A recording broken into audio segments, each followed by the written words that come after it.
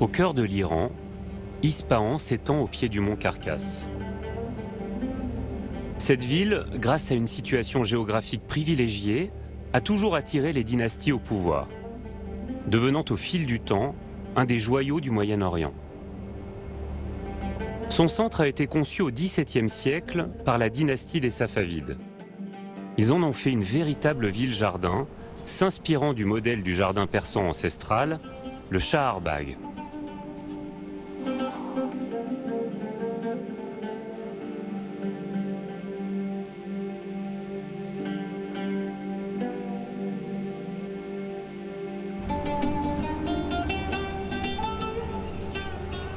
Au XVIIe siècle, l'Iran entre en lutte avec les Ottomans à la frontière ouest du pays.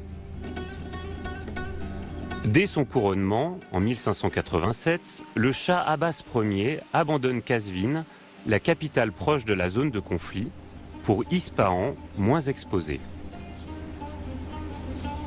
La ville va devenir un havre de paix. Au bord de la rivière Zayandeh, la rivière donneuse de vie, il fonde ses quartiers royaux à l'image d'un jardin paradis décrit dans le Coran.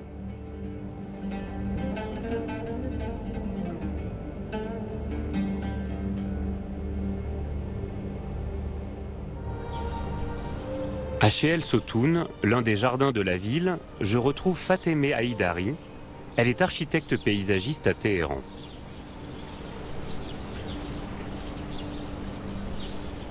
Le Shaharbagh est un modèle de jardin persan qui consiste en un pavillon à la croisée de deux axes qui découpe le jardin en quatre. Ce modèle va essaimer partout depuis l'Iran vers le monde musulman. Il va aussi inspirer la forme de la ville. Est-ce qu'on peut dire que Che'el Sotoun fait partie de ce modèle ? L'existence du modèle du Shaharbagh renvoie à nos croyances et à notre culture religieuse. Shaharbagh signifie 4 jardins. Le nombre 4 est un nombre sacré et le Shaharbagh est un symbole qui vient du Coran. En effet, dans le Coran, il est dit à de nombreuses reprises que dans le paradis, comme dans le jardin imaginaire, coulent 4 ruisseaux. Ces 4 ruisseaux ont donné la forme du jardin Shaharbagh qui apparaît à l'époque safavide. L'entrée du jardin est sur cet axe longitudinal et arrive sur le bassin. Nous avons donc ici un bassin qui est la représentation de l'océan cosmologique, avec l'eau comme source de vie, concept récurrent dans le Coran. Ce bassin est rempli d'une eau totalement immobile, pour servir de miroir dans lequel on peut contempler le reflet du palais. On retrouve ici la notion de reflet et d'image qui nous renvoie au jardin imaginaire.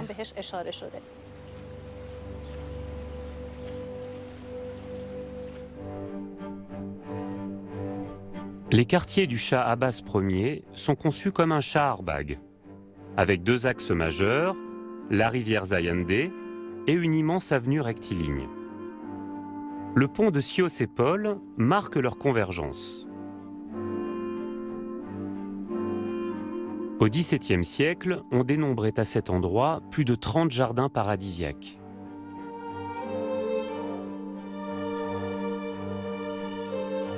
Aujourd'hui, seul le double alignement d'arbres le long de l'avenue et les jardins de Eshbehecht et de Che'el Sotoun témoignent encore du règne des Safavides.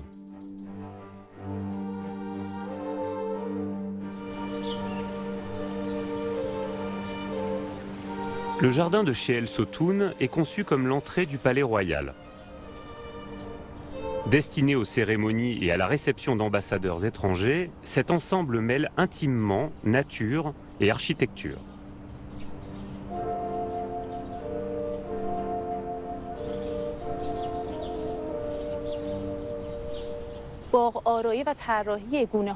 L'idée principale derrière le choix des arbres et leur arrangement, c'était, conformément à l'idée du jardin paradis, d'avoir des arbres pouvant donner de l'ombre au bord des allées principales et secondaires.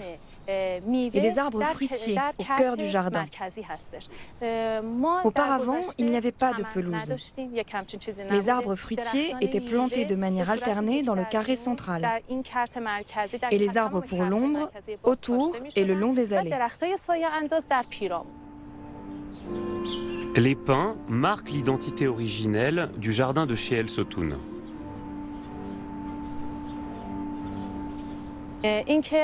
L'entrée dans l'espace du jardin est progressive et pas à pas, on s'imprègne de l'espace. On découvre le grand jardin, puis les invités entrent dans le palais de Che'el Sotoun pour pouvoir accéder à la cour du roi.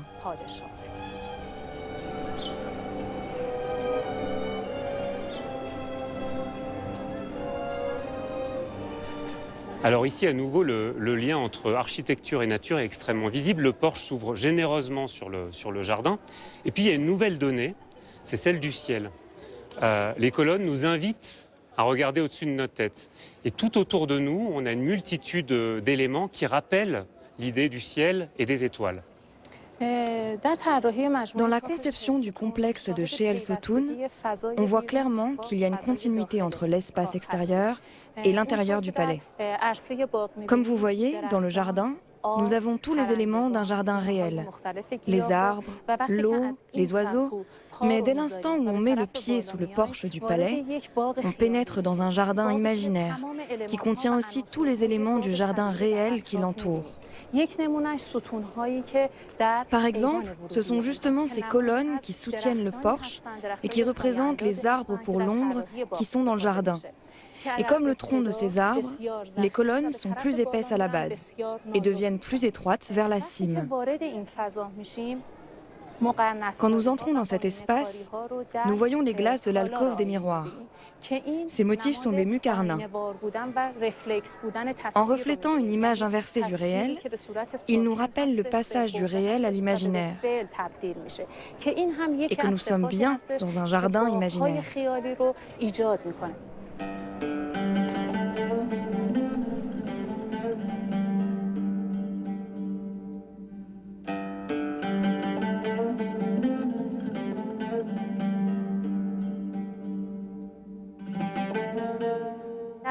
Les décorations de la salle d'honneur reprennent des éléments naturels, des plantes, des oiseaux, des poissons, des animaux en tout genre.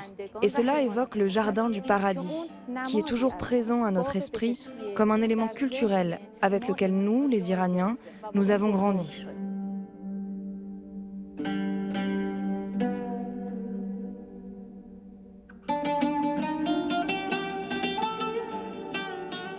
Le règne des Safavides coïncide avec l'essor de tous les arts persans, notamment de la miniature. De nombreux artistes répondent aux commandes des souverains pour restituer les scènes de leur vie paradisiaque. Jafar Okovat perpétue cette tradition de la miniature dans son atelier de la place Naqsheh-Jahan. Ces fleurs, vous n'avez plus besoin de les avoir sous les yeux, vous les connaissez par cœur. Alors là, on a des narcisses. Là, on a le rossignol. J'ai passé mon enfance dans les jardins, parmi les fleurs et les roses. Ça, c'est une rose. Une rose. Et alors lui, c'est un iris. C'est vraiment très réussi. Et sur quel support vous travaillez alors? De l'os de chameau.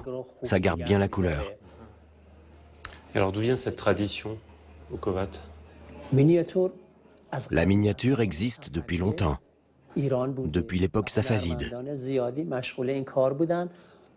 Et de nombreux artistes l'ont travaillé. D'abord pour décorer les palais,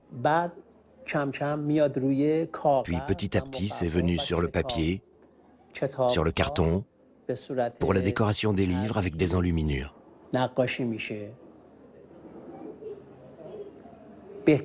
Les plus grands maîtres étaient ceux de l'époque safavide, comme Reza Abazi.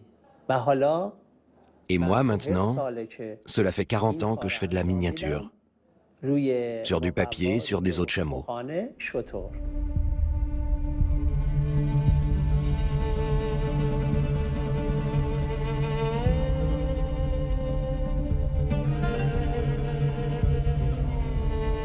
L'attachement des Safavides pour la nature et les jardins s'inscrit également dans l'architecture du pont de Chios-et-Paul. Sa silhouette et les détails de son architecture évoquent le jardin imaginaire.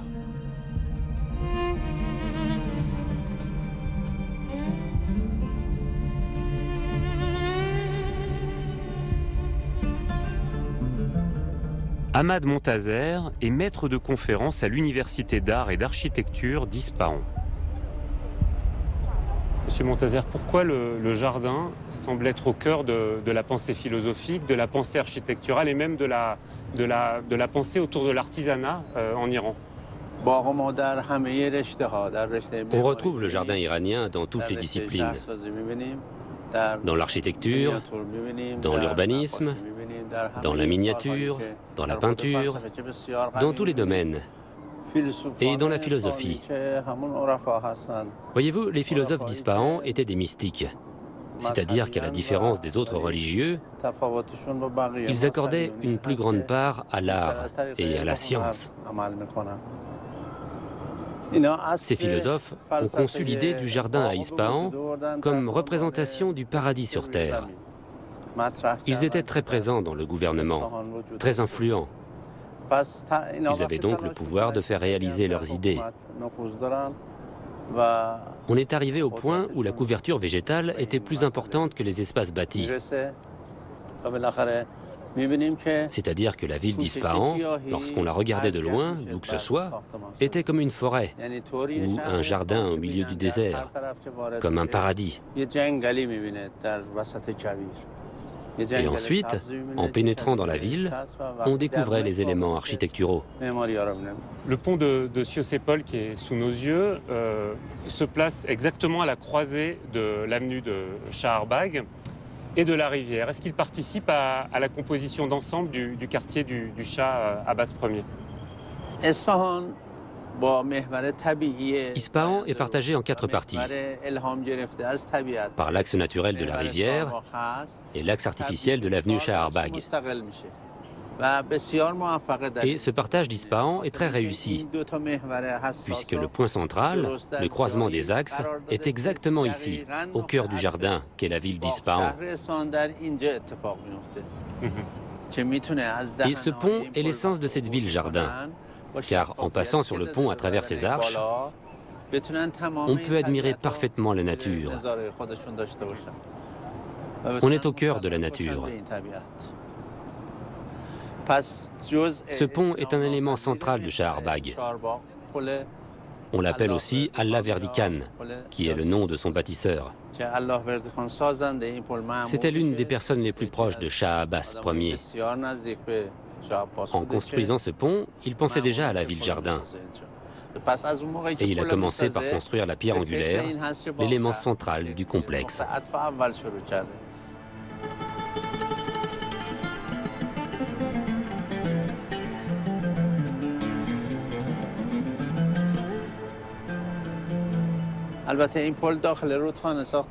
Le pont a été construit hors de la rivière.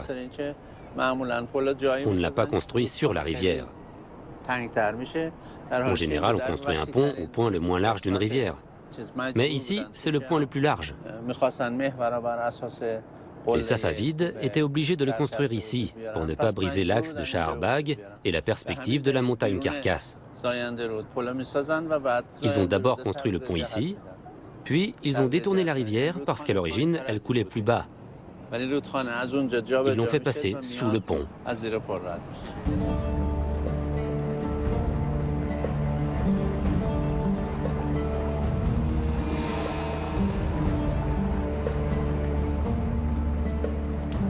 Une dizaine d'années est nécessaire pour mener à bien ce chantier colossal.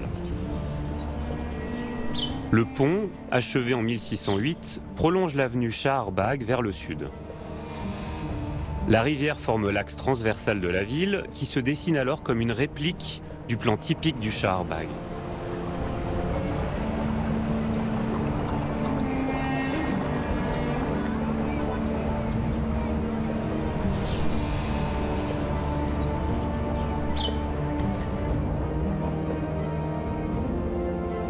Au Au centre de l'avenue Shaharbagh, sur 5 km de long, un canal achemine l'eau de la rivière jusqu'à 7 fontaines. Bordé d'arbres, cet axe est conçu comme un jardin à part entière. D'autres petits canaux, les madis, irriguent les jardins de part et d'autre de l'avenue. À partir du XVIIIe siècle, la dynastie Qajar souhaite le développement urbain et industriel de la ville d'Ispahan. Les jardins, consommateurs d'espace et trop coûteux à maintenir, sont progressivement détruits. Roya Saatian est architecte paysagiste à Téhéran. Alors aujourd'hui, cette avenue elle est extrêmement sollicitée, il y a beaucoup de circulation. Est-ce qu'on peut dire de l'avenue de Shaharbagh que c'est encore une avenue jardin? On peut dire qu'il n'y a pratiquement plus rien du Shaharbagh d'origine. En fait, tout ce qu'il en reste, ce sont ces 4 rangées d'arbres. On a 2 rangées qui bordent l'avenue et qui datent de l'époque safavide. Les 2 rangées du milieu ont été ajoutées à l'époque Qadjar. Bien sûr, les arbres ne sont pas de cette époque, ils ont disparu. On peut dire que de l'avenue d'origine, il ne reste que ces rangées d'arbres.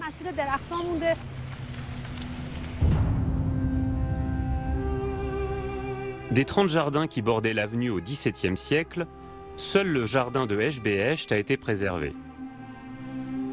Les Safavides y ont construit une de leurs plus belles demeures, le palais des 8 paradis.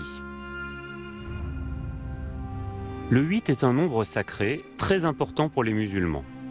Il symbolise les 8 portes du paradis décrites dans le Coran.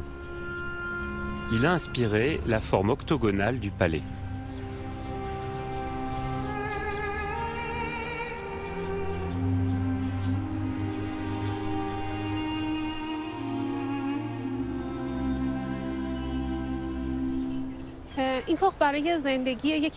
Ce palais a été construit pour être habité par l'un des rois de la dynastie safavide, Sultan Soleiman.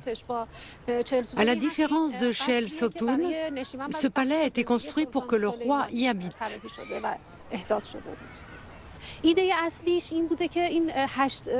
À l'origine, le bâtiment octogonal a été conçu avec 4 côtés ouverts.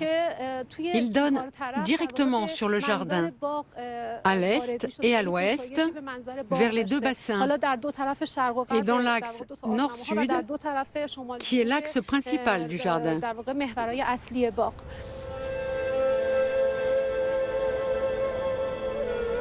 Un seul des 2 bassins de l'époque safavide a été conservé, mais l'influence du modèle du Shaharbagh est toujours visible avec un palais au croisement de 2 axes perpendiculaires.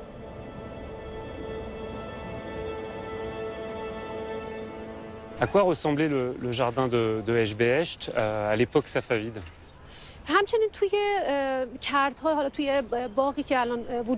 Il y a eu beaucoup de changements dans les parcs. Autrefois, tout autour de ces carrés, il y avait déjà des arbres, créant de l'ombre pour les visiteurs. Mais au centre, il y avait des arbres fruitiers. Ils étaient très variés et attiraient beaucoup d'oiseaux. C'est d'ailleurs peut-être pour cela qu'on appelait ce jardin le jardin du rossignol. Mais maintenant, les arbres fruitiers ont disparu et les oiseaux sont plus rares. Désormais, le rossignol ne chante plus que sur les peintures murales du palais de Eshbehesht.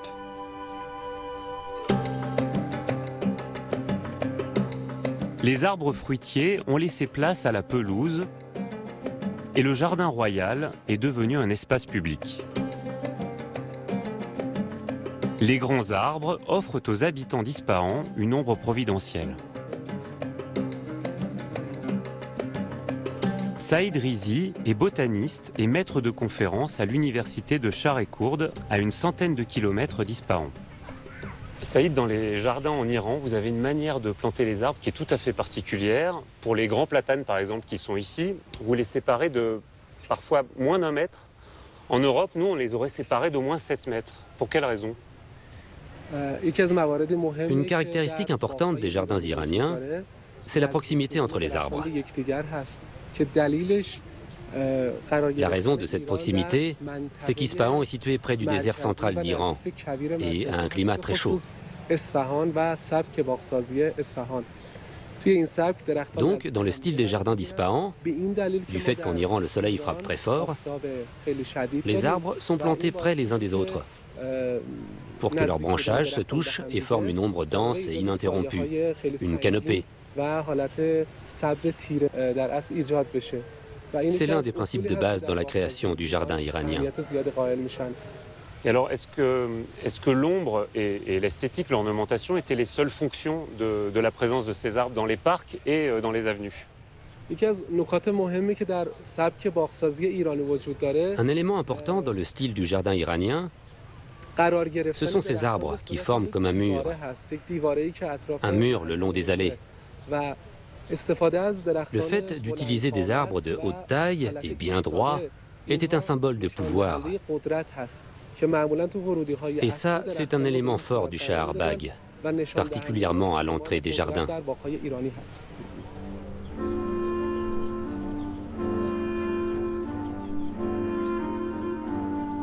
À l'époque des Safavides, les arbres qui symbolisent la puissance royale sont des espèces locales comme le peuplier, le pin, le platane ou le frêne. Il y a alors peu de contact avec les autres pays et les méthodes pour acclimater et multiplier les espèces exogènes ne sont pas maîtrisées. Plus tard, sous la dynastie Kadjar, le voyage du roi en Europe favorise l'importation de nouvelles espèces en Iran. Des arbustes, comme les églantiers ou les prunus, sont progressivement plantés.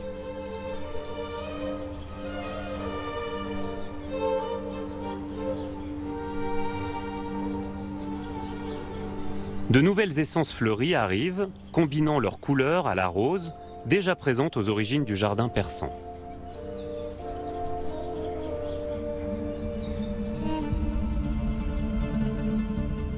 Le raffinement de l'art safavide a fait la réputation des jardins d'Ispahan. Surnommée la moitié du monde, la cité reste la capitale de l'Iran jusqu'en 1750. Son centre conserve aujourd'hui encore la couverture végétale des paradis de jadis.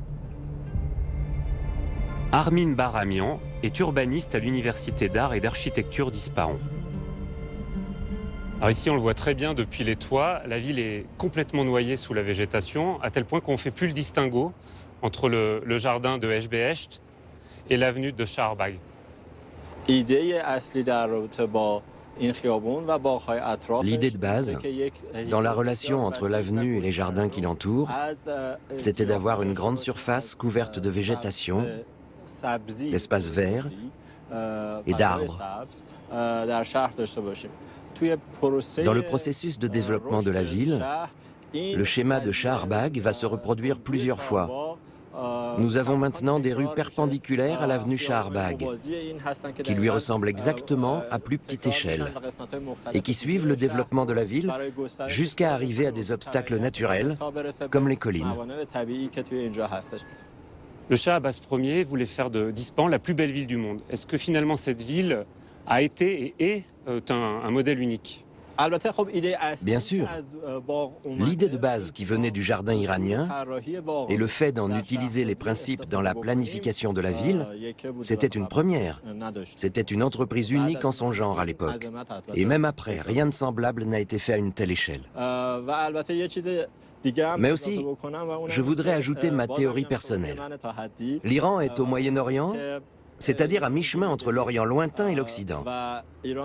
Or, en ce qui concerne les jardins, nous voyons qu'en Occident, il s'agit de contrôler et ordonner la nature, alors que le jardin asiatique est plutôt en phase avec la nature. Donc ici, au milieu de ces cultures, au Moyen-Orient, nous avons une forme de jardin qui, dans les grandes lignes, essaie d'ordonner et de contrôler la nature, mais qui lui laisse sa liberté dans le détail. Par exemple, on ne taille jamais les arbres. On les laisse pousser naturellement.